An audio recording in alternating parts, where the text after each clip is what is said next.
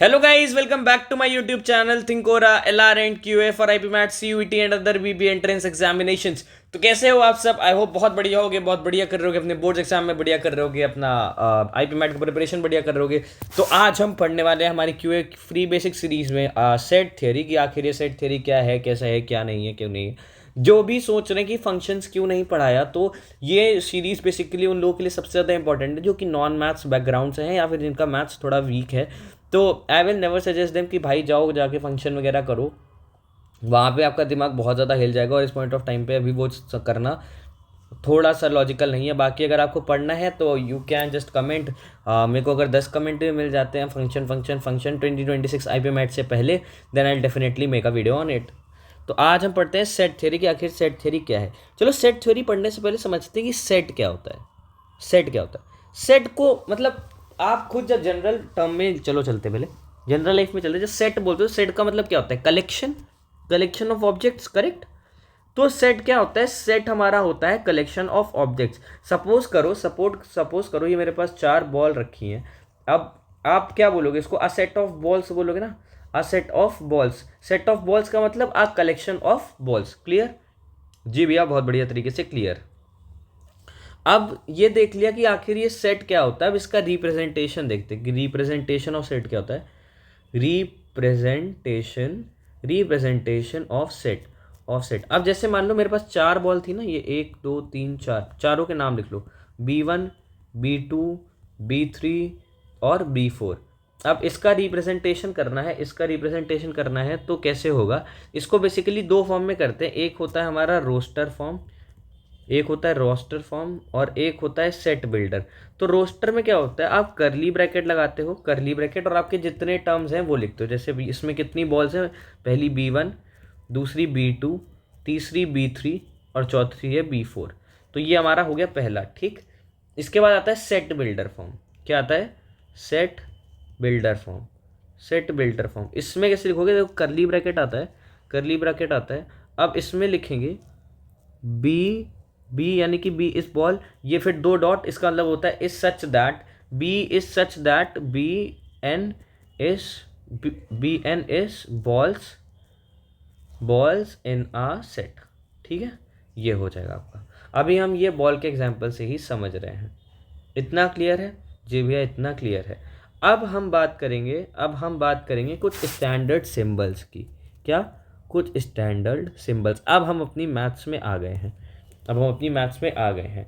जब कभी भी आपको सेट एन दे दे, या फिर अगर कभी बोल दो कि कुछ ना दिया हो, सिर्फ सीधा एन दे दे, एन नंबर ऑफ सेट, तो वहाँ पर ये एन क्या होता है? Set of all natural numbers. क्या होता है ये? Set of all natural numbers. इसी प्रकार अगर z दे दे तो सेट ऑफ ऑल इंटीजर्स। क्या? Set of all integers. अगर q दे दे तो set of all rational numbers. क्या? Set of all rational number. वैसे ये सब आता नहीं है उतना ज़्यादा, पर एक बारी नॉलेज होना ज़रूरी है। अगर r दे दे तो set of all real number. देखो रैशनल में q है और r में रियल नंबर्स, ठीक है। z प्लस दे दे तो z मतलब इंटीजर्स होता है, तो z प्लस क्या हो जाएगा? Positive integers. तो इसी तरह q प्लस क्या हो जाएगा? Positive rational numbers, positive rational numbers, ठीक है। r प्लस क्या हो जाएगा? Positive real numbers. इतना क्लियर है? इतना क्लियर है? जी भैया, इतना क्लियर है। तो आज तो हम सारा थ्योरी पार्ट कवर करेंगे। तो अब बढ़ते हैं टाइप्स ऑफ सेट कि आखिर सेट कितने टाइप के होते हैं। किसकी बात करेंगे? Types of sets. तो अब काइंड्स ऑफ या टाइप ऑफ सेट में हम देखेंगे कि हमारा एम्प्टी सेट क्या होता है ना। तो एम्प्टी से मतलब क्या समझ रहे हो? खाली, यानी कि खाली सेट। भैया कोई सेट खाली कैसे हो सकता है? हो सकता है कभी मैं तुमसे कहूँ, तभी मैं तुमसे कहूँ set of odd numbers multiple of 2। तो ऐसा कौन सा नंबर होता है बताओ? नहीं होता है ना कोई। तो तुम्हारा आंसर क्या आ जाएगा? No, no object, no object या no term in the set, है ना, इन द सेट। तो उसको कैसे रिप्रेजेंट करते हैं? उस सेट को हम रिप्रेजेंट करते हैं फाई से। किससे रिप्रेजेंट करते हैं? फाई से। फाई का मतलब क्या होता है? फाई का मतलब क्या होता है? Nothing, empty. फाई का मतलब क्या होता है? नथिंग या फिर एम्प्टी। क्लियर? जी भैया क्लियर। अब आगे बढ़ते अब बात करते हैं कि फाइनाइट का सेट क्या होता है। फाइनाइट से शब्द से मतलब क्या समझ रहे हो, एक लिमिटेड है ना, एक लिमिटेड मतलब तुम्हारी लिमिट वैल्यू पता है क्या है और उसी हिसाब से हमारा सेट बन रहा होगा। तो जैसे मैं बोलता हूँ n is a number less than 100 but multiple of 2। n is a natural number less than 100 but multiple of 2। तो कौन से हो जाएंगे, 2 4 6 8 10 ऐसे लगा करके कहाँ तक चला जाएगा, 98 तक, है ना, 98 तक। तो ये क्या हो गया, हमारा हो गया फाइनाइट सेट। अब आपको एक चीज़ हमेशा याद रखनी है, किसी भी सेट में एक एम्प्टी सेट प्रेजेंट होता ही होता है। ये बातें अभी हम आगे करेंगे, पर ये चीज़ आपको ध्यान में रख के चलनी है, ठीक है। आगे बढ़ते हैं। देखो फाइनाइट सेट हमने कर लिया, अब बात करते हैं सबसेट की। क्या बात करते हैं, अब बात करते हैं हम सबसेट की। सबसेट का रिप्रेजेंटेशन होता है ए सबसेट बी। ये जो होता है ये होता है सबसेट। इसको कैसे पढ़ेंगे, इसको पढ़ेंगे A is subset of B. A is subset of B.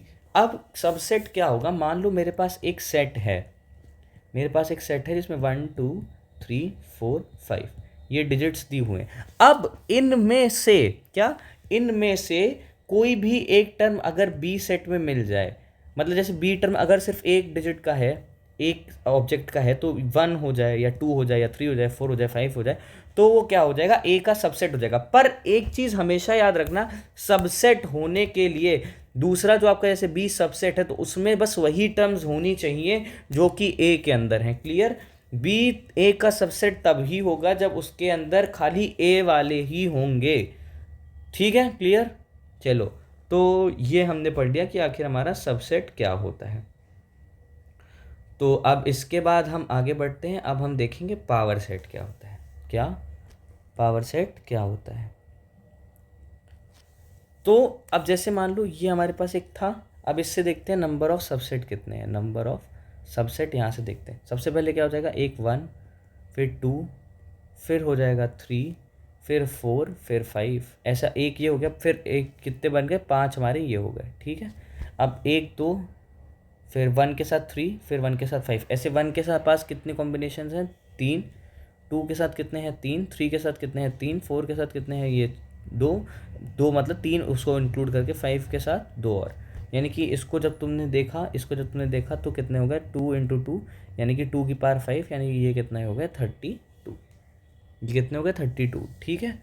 अभी 2 यहाँ पे था, अभी 1 के साथ कितने भी आ सकते हैं। तो अब इतना ज़्यादा तो आप करने नहीं जाओगे, है ना, इतना ज़्यादा तो आप करने जाओगे। तो इसका एक फॉर्मूला होता है, फॉर्मूला ऑफ सबसेट देखते हैं।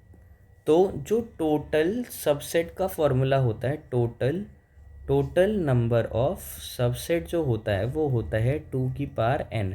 क्या होता है, 2 की पावर n। ये भैया यहाँ पे n क्या होता है, n होता है number of objects in set या इन सुप्रीम सेट, कह लो इन सुप्रीम सेट। क्या ये क्लियर है? जी भैया क्लियर है। अब हम आज का लास्ट टॉपिक देखेंगे पावर सेट। उसके बाद थ्योरी ख़त्म करके हम कल बात करेंगे इसकी एप्लीकेशंस और इसके प्रैक्टिकल चीज़ों पे। क्या बात करने वाले हैं, अब हम बात करने वाले हैं पावर सेट की। तो आखिर भैया ये पावर सेट क्या होता है। अच्छा, पावर से आप क्या मतलब समझ रहे हो, एकदम सुप्रीम, है ना, जिसके पास सब कुछ होता है, समझ रहे हो, जिसके पास क्या सब कुछ होता है। तो इसको क्या बोलते हैं, ये वो होता है, क्या होता है, is the set of all possible subset. Set of all possible subset, set of all possible subset. Suppose करो ये हमारे पास था 1 2 3 4 5 ये हमारे पास आपके पास ये एक प्रॉपर सेट दिया हुआ है। अब इसमें से आपको बताना है कि पावर सेट कितने क्या हैं।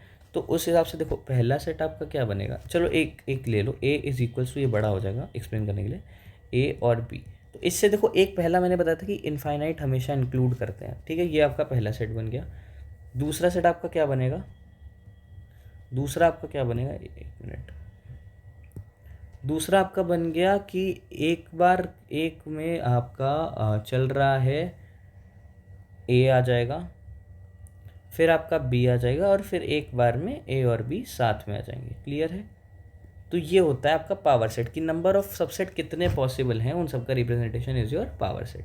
क्लियर? तो गाइस आज के लिए बस इतना रखते हैं, अब बाकी हम मिलेंगे अगले वीडियो में। और शायद इस वीक में होली वगैरह की चीज़ें रहेंगी तो वीडियो थोड़ी सी ऐसी हो सकती है इरेगुलर रहें, पर येस आप लोगों का most of the syllabus complete हो गया है और अब एकदम आइडियल टाइम आ गया है जब मॉक्स वगैरह अटेम्प्ट करने के लिए। तो प्लीज़ वो सारी चीज़ें ही आपको ध्यान में रख के अब अपना आगे का एग्जीक्यूशन देना है। सो आज के लिए बस इतना ही। Till then best of luck for your exams and do subscribe the channel.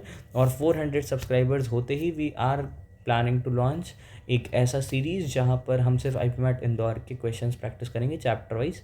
तो do join that too. Thank you.